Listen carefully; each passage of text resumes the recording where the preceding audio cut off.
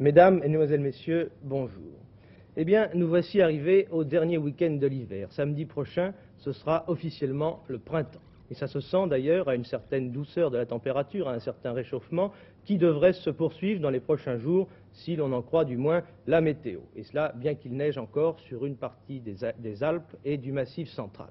D'ailleurs, les Parisiens, les citadins dans l'ensemble, semblent avoir déjà quelques envies de promenade à la campagne, car il y avait beaucoup de monde sur les routes hier soir, notamment à la sortie de Paris. Donc, ce dimanche, pas de problème pour le tiercé à Auteuil, il aura lieu normalement cette fois-ci. Pas de problème non plus, pas de problème météorologique en tout cas pour aller voter pour le deuxième tour des élections cantonales dans quelques 600 cantons de France, mais évidemment, tout ne marche pas tout seul dans ce pays, ce serait trop beau.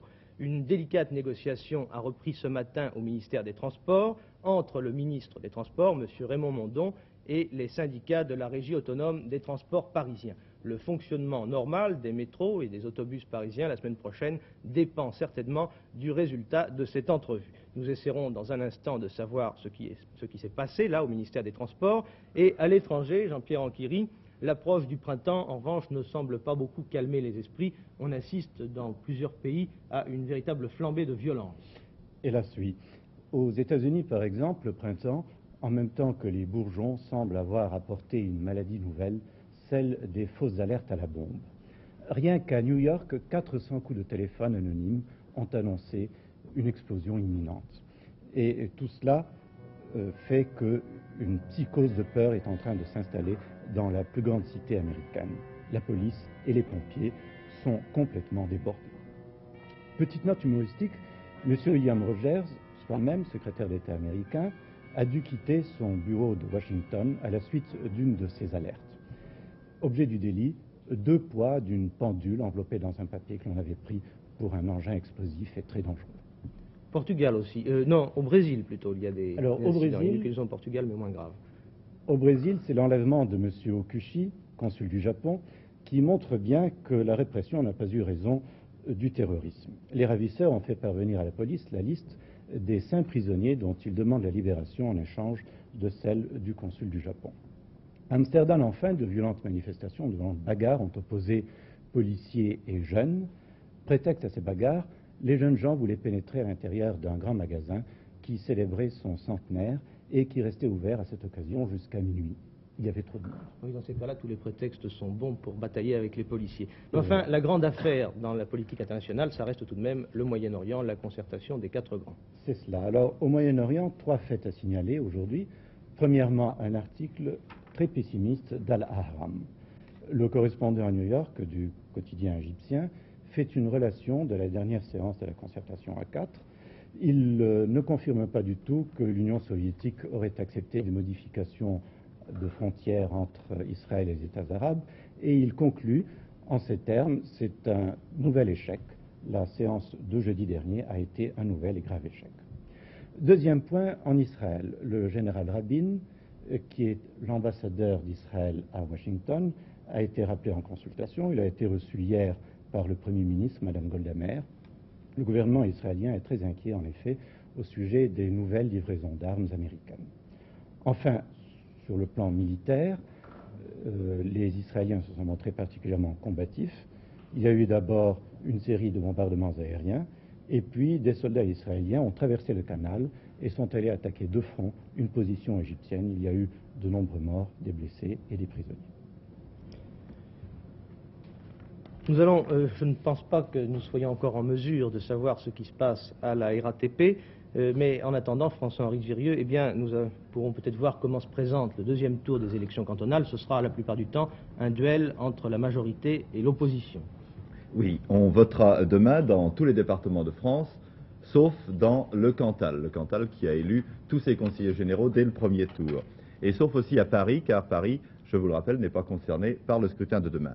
La campagne électorale s'est achevée, comme elle avait commencé, dans le calme et presque, pourrait-on dire, dans l'indifférence. Oui, pas tout à fait pour tout le monde quand même. Il y a oui. un candidat qui en a vu des durs. Oui, pas tout à fait, effectivement. Le malheureux docteur Manoury, qui est candidat à Haut-Bourdin, dans le Nord, a eu une fin de campagne mouvementée. Il a été agressé par une trentaine de personnes qui, selon toute vraisemblance, étaient des adversaires politiques, qui l'ont arraché à sa voiture, l'ont roué de coups devant sa femme et sa fille, et ont saccagé sa voiture. Bon, je crois qu'il faudrait tout de même faire un bilan maintenant, avant ce deuxième tour. Un bilan chiffré, si les chiffres ne vous font pas peur. Nous dirons qu'il y a 1558 candidats qui restent en piste pour le second tour, ce qui fait à peu près 3 fois moins qu'au premier tour. Ils s'affronteront donc dans 649 cantons et le record est détenu par la Corse où il y aura 7 candidats pour un seul siège. Toujours les chiffres, je vous dirais que dans 400 cantons il y aura duel, c'est-à-dire que 2 candidats seulement s'opposeront et que dans 300 de ces 400 cantons, comme vous l'avez dit tout à l'heure, le duel opposera un candidat de la gauche unie à un candidat de la majorité. Oui, pourtant l'union de la gauche ne s'est pas réalisée absolument partout. Non, dans de nombreuses élections triangulaires, il y aura plusieurs candidats de gauche, et même dans 37 de ces 400 duels, il y aura 2 candidats de gauche entre eux, car les communistes et le PSU ont quelquefois répugné à se désister en faveur de candidats étiquetés à gauche, mais dont l'étiquette leur paraissait peut-être un petit peu rose. Bon, maintenant, je crois que vous pourriez me donner l'horaire du scrutin de demain, à quelle heure on peut voter? Eh bien, c'est exactement comme dimanche dernier, c'est-à-dire que les bureaux de vote ouvrent à 8 h et ferment à 18 h dans toute la France, sauf dans la région parisienne, où ils resteront ouverts selon les localités, selon les départements, jusqu'à 19 h et même 20 h. Et naturellement, nous donnerons les résultats demain soir au cours d'une émission spéciale. Oui, nous ferons, comme la semaine dernière, une émission spéciale sur les 2 chaînes de télévision qui commencera sur la première chaîne à 22 h 20. Et je vous invite tout particulièrement à suivre cette émission, car il n'est pas sûr que lundi matin, vous trouviez des journaux chez vos marchands habituels. En effet, les syndicats de journalistes, l'Union nationale des syndicats de journalistes, est actuellement en conflit avec la Fédération patronale de la presse. Une ultime réunion de conciliation est prévue cet après-midi, mais si cette réunion n'aboutit pas, eh bien, je vous le répète, il n'y aura pas de journaux ni de dépêches d'agence dans la journée de demain et lundi. Et à ce propos, si ce conflit n'aboutit pas, eh bien, Jean Lanzy, ce soir, recevra un de nos confrères représentants des grévistes et un représentant de la Fédération patronale. Eh bien, je crois que nous pouvons maintenant aller quai Kennedy, au siège du ministère des Transports, car la négociation vient de se terminer et le ministre, M. Raymond Mondon, a fait une déclaration. Oui, ici le ministère des Transports, où à 10 h ce matin, le ministre M. Mondon a reçu les représentants syndicaux CFDT, CGT et autonomes de la RATP. Cette audience avait été demandée d'ailleurs par les syndicats à la suite de la rupture jeudi dernier des négociations sur les salaires avec la direction de la RATP. La direction proposait, je vous le rappelle, une augmentation de la masse salariale de 6,15%, alors que les syndicats demandaient une augmentation de 8 à 16%. À ce moment-là, c'était la rupture et les syndicats ont demandé à M. Mondon une audience. Cette audience s'est déroulée ce matin, elle vient de se terminer il y a quelques instants et M. Mondon, le ministre des Transports, nous a alors déclaré, en recevant toute la presse. Monsieur le ministre, l'entrevue que vous venez d'avoir avec les syndicats de la RATP a-t-elle été fructueuse? Je tiens à rappeler que plusieurs syndicats de la RATP m'avaient demandé rendez-vous dans le but de relancer la négociation avec l'entreprise actuellement suspendue. Après leur avoir fait valoir ce qu'ils avaient obtenu depuis 2 ans en matière d'augmentation du pouvoir d'achat, en matière d'amélioration certaine des horaires du travail, nous avons abordé le problème de la grille et des catégories, de certaines catégories du personnel de la RATP. Je leur ai demandé qu'ils reprennent les discussions dès la semaine prochaine avec la direction de l'entreprise, car la négociation doit se faire au sein de l'entreprise et rendez-vous va être pris pour la journée de mardi. Donc je peux dire que la réunion de ce matin avec une partie des syndicats de la RATP a été positive, puisque la discussion et la négociation va reprendre, en particulier sur la grille, en tenant compte, bien entendu, de tout ce qui a déjà été fait en faveur du personnel, soit en matière de pouvoir d'achat, soit aussi de réduction des heures de travail. D'autre part, je me suis permis également de faire un exposé exhaustif sur les conditions financières difficiles actuelles de la RATP et les difficultés de moyens de communication à Paris et dans sa banlieue. Les syndicats m'ont demandé, d'autre part, qu'à cette négociation soient joints 2 autres problèmes. Un accord cadre pour la modernisation, comme cela existe à la SNCF depuis 2 ans, j'ai donné mon accord, et d'autre part l'application du droit syndical dans l'entreprise, en particulier en ce qui concerne les congés éducation. J'ai donné aussi mon accord sur ce point. Je pense donc que les discussions pourront reprendre dès mardi et qu'elles pourront être menées à bonne fin. Bien entendu, c'est un problème difficile, car il y a des revendications salariales, mais aussi, comme je l'ai expliqué longuement aux syndicats, il y a des impératifs financiers, aussi bien pour l'État que pour les collectivités locales de la région parisienne qui participent au déficit de la RATP. Rendez-vous donc à mardi. En attendant, les syndicats vont se consulter et nous ne tarderons pas à connaître leurs réactions. Côté universitaire, les étudiants de Nanterre Droit ont approuvé hier le nouveau règlement intérieur de leur faculté. C'est un petit événement tout de même. Ça s'est passé à peu près dans le calme, mis à part un incident avec nos confrères de la deuxième chaîne. Vous avez pu voir sans doute leur caméra en miettes hier soir au cours d'informations premières. Dominique Laury. Oui, Giclès, 82% des votants se sont prononcés pour le nouveau règlement intérieur qui leur était proposé par le Conseil de gestion. Mais il faut ajouter que seulement 44,6% des étudiants en droit ont voté. Une première constatation, finalement la participation a été plus faible que l'an dernier pour les élections au Conseil de gestion. Il y avait eu à ce moment-là 66% en droit, 62% en sciences économiques. Pourquoi plus de 50% des étudiants ont-ils boudé les urnes? Les explications seront bien sûr différentes selon les organisations. Ce que l'on peut dire, c'est que les étudiants de gauche, comme les ultra-gauchistes, s'élèvent contre ce nouveau règlement intérieur. Rappelons que l'UNEF et les gauchistes ont appelé au boycottage, les étudiants communistes et socialistes se sont abstenus. Ce sont donc surtout les étudiants modérés qui ont voté ce nouveau règlement. Les gauchistes ont précisé leur position. Même si ce règlement est adopté, il ne pourra être appliqué. Nous continuerons à tenir des réunions sans autorisation. Ce vote, disent-ils, n'a rien réglé. Vous le voyez, on n'a pas fini de parler de Nanterre. Sur les 21 personnes arrêtées au début de la semaine, à la suite de l'enquête menée par toutes les polices contre un gang de malfaiteurs, 16 ont été emprisonnées hier soir à Marseille et à Paris. Parmi elles, deux anciens chefs de l'OAS, Jean-Jacques Susini et Gilles Buccia. Vous les voyez ici à la sortie de leur interrogatoire au ministère de l'Intérieur. Gilles Buccia, à droite, essaie de se protéger la figure pour ne pas qu'on le voie. Le gang, arrêté après 4 mois de filature, a avoué une dizaine d'attaques à main armée, dont 3 à Marseille et 3 dans la région parisienne, et le butin se montrait à près de 500 000 francs lourds. À noter que si la plupart des malfaiteurs ont avoué, Jean-Jacques Susini, c'est lui, Jean-Jacques Susini, pour sa part, nie en bloc tout ce qui lui est reproché. Mais ce sont les autres qui l'accusent formellement et même qui le désignent comme leur chef. Un scandale financier paraît sur le point d'éclater dans la principauté de Monaco. Le tribunal civil vient de mettre en liquidation judiciaire, autrement dit pratiquement en faillite, un promoteur immobilier, M. Cravero, qui avait emprunté 1,8 milliard d'anciens francs pour une série d'opérations de construction qui n'ont jamais été terminées. L'affaire fait d'autant plus de bruit qu'une partie des prêts, c'est-à-dire 800 millions d'anciens francs, a été accordée par la caisse de retraite des Bains de Mer, à laquelle sont affiliés 1300 retraités de Monaco qui craignent évidemment d'être plus ou moins victimes de cette faillite. Expo 70, l'exposition universelle d'Osaka au Japon, a été officiellement inaugurée ce matin par l'empereur Hirohito et les membres du gouvernement japonais. 77 pays sont représentés à cette exposition, la première qui ait lieu au Japon depuis 1851, depuis 120 ans. Elle durera 183 jours et on attend 50 millions de visiteurs. En France, c'est la foire de Lyon qui s'ouvre aujourd'hui. C'est sous un soleil printanier que s'est ouverte ce matin à 9 h la 52e foire internationale de Lyon.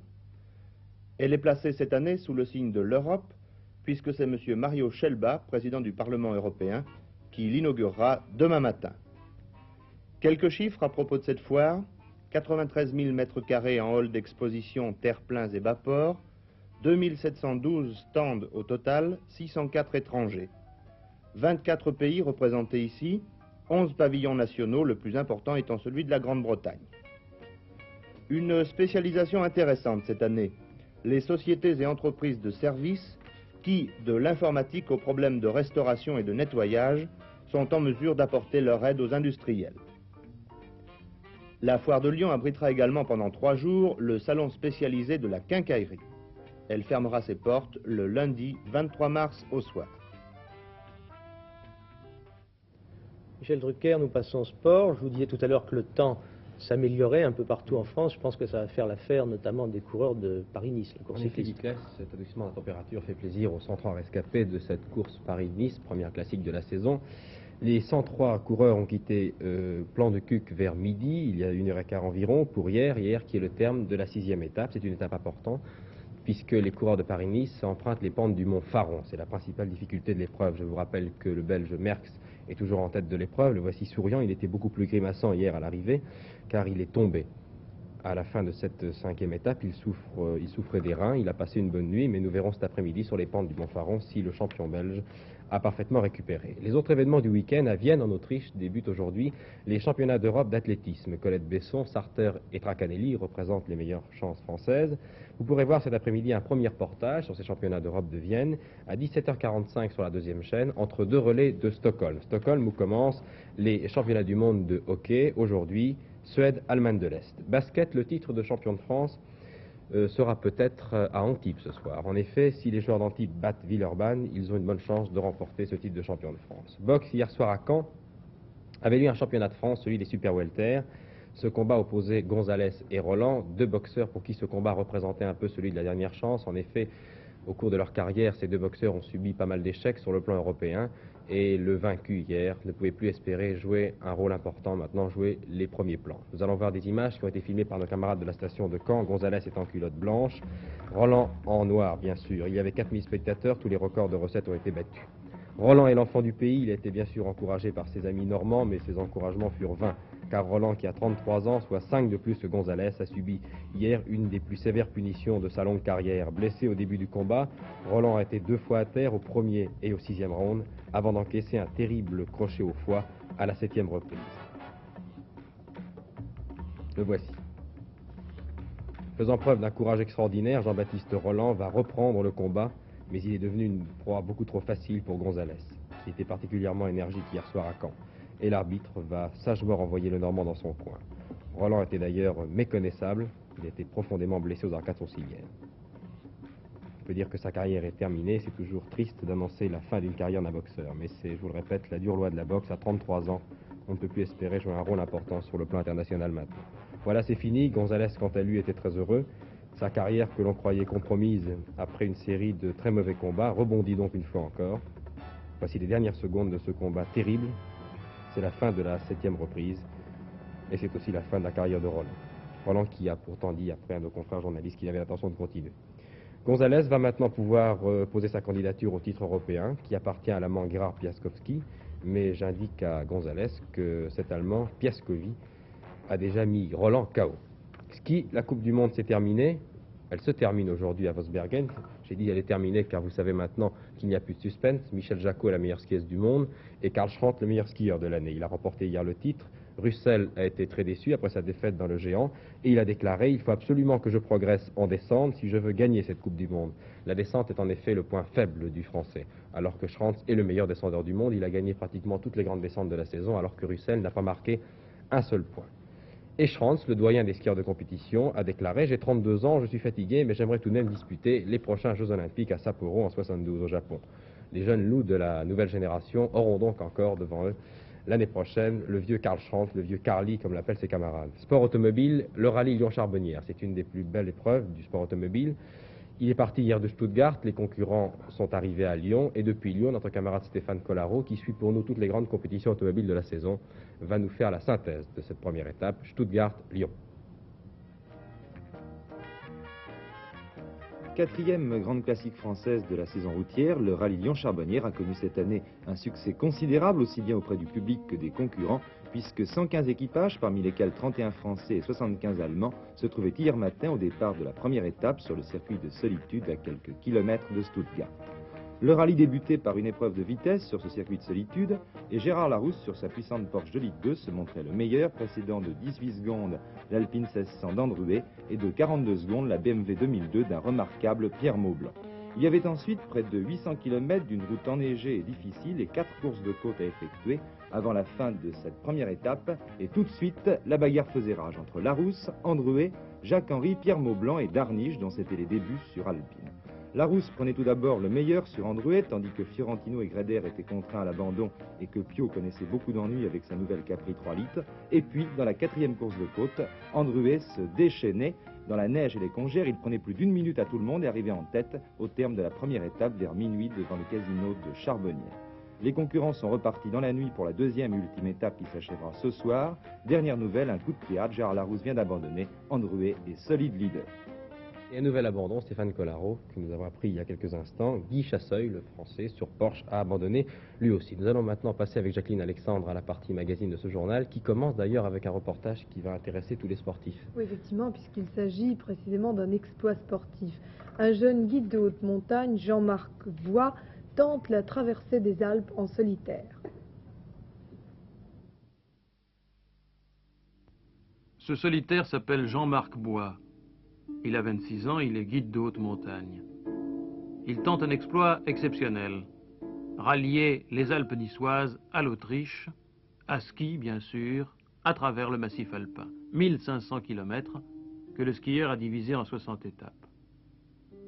Laissons-le souffler un instant. Voyons-le alors que, partant de Chamonix, il se dirige vers le glacier d'Argentière et vers la Suisse. Il vérifie les fixations. Il place les peaux de phoque sur ses planches. C'est vraiment un raid de solitaire. La caméra ne le suit pas, le bruit du monde non plus. Tout cela, très vite, va être loin derrière Jean-Marc Bois.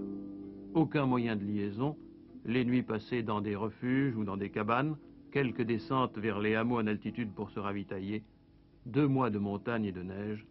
Si tout va bien, début mai, il sera à Vienne. Demain dimanche, journée nationale des paralysés et infirmes civils. Savez-vous qu'il n'y a que 30 000 places pour 400 000 handicapés physiques? À cette occasion, France Guérité est allée interviewer les responsables d'un foyer de handicapés physiques à Évreux.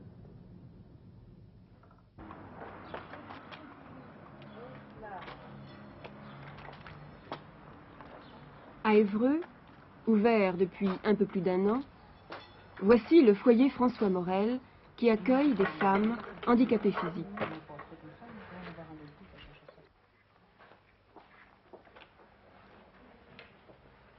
Jusqu'à présent, on n'avait rien fait pour celles qui n'ont pas de famille d'accueil et qui n'ont pas de possibilité ni de rééducation ni de reclassement. D'où viennent justement toutes vos pensionnaires? Elles viennent quelques-unes de leur famille, mais elles étaient très isolées, soit dans des étages en grande ville, soit en pleine campagne. Ce qu'il faut noter surtout, je crois, c'est que 1 sur 4 vient d'hospice, que quelquefois, à 16 ans, elles étaient dans des hospices, dans des salles communes. Qu'est-ce que vous faites actuellement? Là, je suis en train de poser une calotte en fourrure qui lui servira de cheveux. C'est difficile? Ben, c'est oui, parce que pour donner c'est assez rond pour poser convenablement. Quels sont les travaux manuels que vous faites le plus couramment? Vous savez, nous faisons pas mal de choses parce que le travail est très varié selon les possibilités de chacune. Oui. Et nous faisons surtout des travaux collectifs. Travail collectif, car en effet, chacune ne pourrait pas créer un pantin à elle toute seule. Alors, toutes participent selon leurs possibilités. L'une fait les cheveux, l'autre les ronds qui constituent le corps, une autre la calotte au crochet, les pieds, les mains. Quelle est la nature des handicaps? Alors, nous acceptons tous les handicaps moteurs, même les maladies évolutives, mais à l'exclusion de tout handicap mental. Toutes les personnes qui sont là ont une intelligence normale, certaines sont même étudiantes, ou un niveau culturel assez élevé.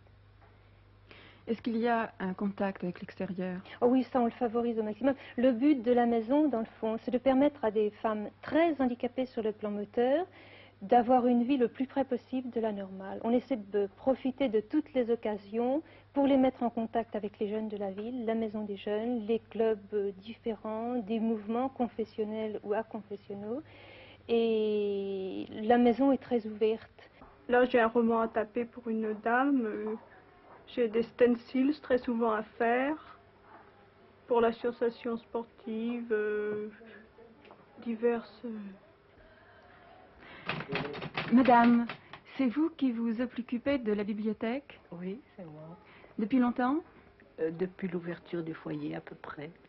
Et pourquoi avez-vous décidé d'avoir cette activité? C'est-à-dire que j'ai le diplôme de bibliothécaire et alors on m'a demandé si je voulais en prendre la responsabilité. Et vous vous en occupez complètement? À peu près, oui. Enfin, je suis aidée par deux autres pensionnaires parce que ça se ferait beaucoup de choses à faire pour une seule personne. D'où viennent tous ces livres? ce sont des dons en général. Et les plus instruites apprennent à celles qui le sont moins. Nos ombres dansent sur le mur. Nos ombres dansent sur le mur. Hein? L'atelier protégé, situé dans le bâtiment, mais dont la gestion est séparée du foyer, donne du travail à des femmes moins handicapées habitant en ville. Mais celles du foyer peuvent s'y essayer. Le règlement permet aux pensionnaires de sortir quand elles le veulent. Il n'y a pas d'heure de visite. Les jeunes et les moins jeunes peuvent venir leur rendre visite absolument quand elles veulent. On favorise au maximum tout ce qui met un petit peu de vie et tout ce qui peut les rapprocher d'une vie active.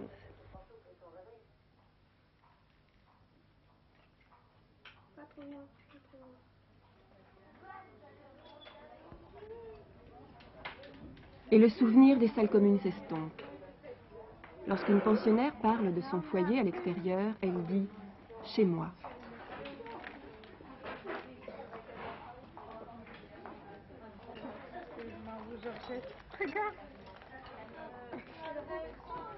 Ici, il y a 55 places, toutes occupées. Combien faudrait-il de foyers comme celui-ci? Passons à une rubrique artistique. Michel Siri est un grand compositeur dont l'œuvre est jouée dans le monde entier. Nous n'allons pas parler aujourd'hui de ses talents de musicien, mais de ses dons de peintre-sculpteur.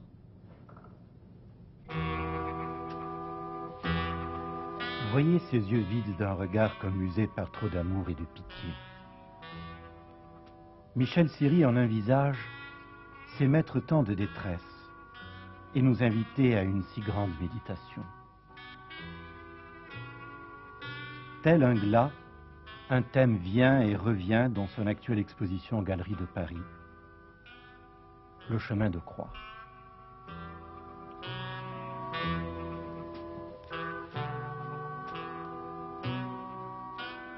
Michel Siri, est-ce le hasard ou est-ce prémédité ce chemin de la croix au moment où la chrétienté se prépare à célébrer la Passion, à fêter Pâques? Non, ça n'est ni prémédité ni un hasard. Disons que c'est une heureuse rencontre, étant donné que cette exposition avait été prévue pour cette date, mais en effet, je trouve très plaisant que ces planches figurent en ce moment dans un lieu public, à l'approche de Pâques. Puis-je vous poser une question personnelle et vous demander si vous êtes croyant? Ah oui, d'ailleurs, je crois que mon œuvre en témoigne, sinon ce serait vraiment la faillite de mon travail, de mon effort. Vous considérez que votre œuvre est un message? Absolument, c'est un mot qui a été très galvaudé, mais j'ai la prétention de témoigner pour des choses qui me paraissent très importantes et que dont j'aimerais faire partager l'importance au plus de personnes possible. Oui. Alors, je crois qu'il y a deux grands thèmes qui vous hantent, c'est la foi d'une part, peut-être la solitude d'autre part? Oui, je dois dire que la solitude est l'axe de toute mon œuvre, même lorsqu'elle n'est pas, lorsqu'elle aborde des paysages ou même des objets. C'est toujours la solitude humaine, cosmique, enfin. Êtes-vous un solitaire vous-même? Je suis un solitaire très sociable, avec des besoins impérieux de plage de silence. Mais j'ai beaucoup d'amis, l'amitié a une grande importance dans ma vie. Une centaine de gravures, Michel Siri en a fait près de 1500, qui s'échelonnent sur une trentaine d'années. Toutes à l'eau forte sur cuivre, toutes d'une scrupuleuse précision.